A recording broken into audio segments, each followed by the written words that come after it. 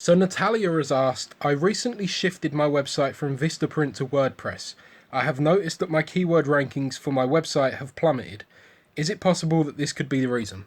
Yes, it is absolutely a reason.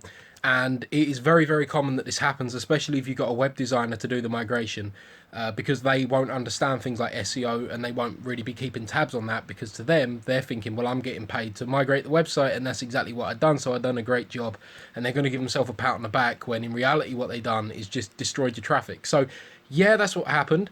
I've actually filmed a video on this channel before about this because I had this happen recently with a web design agency that I work with where they had done exactly this to a client and then handed the project over to me for the SEO. And I actually filmed a video all about how to solve this. I'll put the link in the description of this video.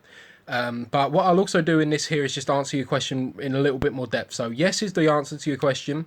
Here's what you can do about it. So it's going to take you a bit of time now, because if you've actually lost these keyword rankings, then Google has realized that your page is gone. Okay, so it's going to take you time, but you can get them back. And usually you can. You can't. I'm not going to guarantee it, but what you'll want to do is look at the page in Wayback Machine. So hopefully it's there. So do a Google search for Wayback Machine, put your URL, put your domain name in, and have a look at the pages. And you want to rebuild out the pages that was ranking for the different keywords that you're looking at. So I don't know anything about this project, so a lot of this is hypothetical, but I'm going to have a wild guess and say it's probably t-shirt printing or something like that.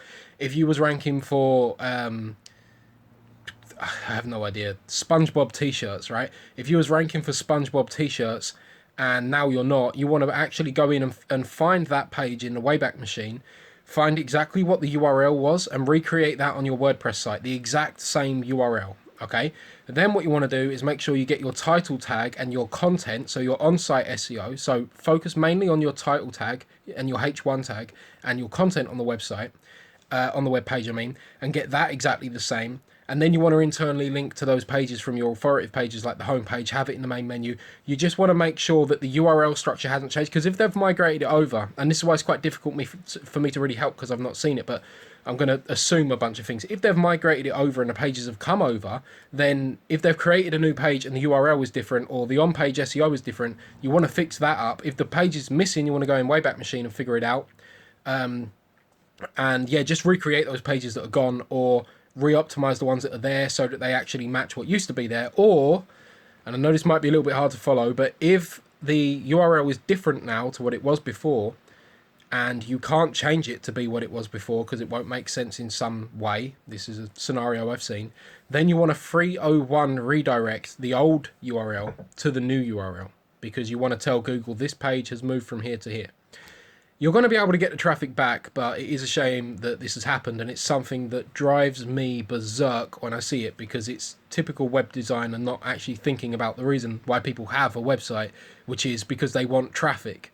They don't want a great looking design or whatever. They don't want one job completed. They want, and you want, traffic, and that's really what you wanted in a better website. And you know, I see it so often. So I'm sorry you're going through that, but listen, if you follow what I'm advising, and also, as I say, check out the video I'm going to put in the description of this video, because that actually takes you through step by step how to do this and how to find the pages in the Search Console if you've got Search Console access.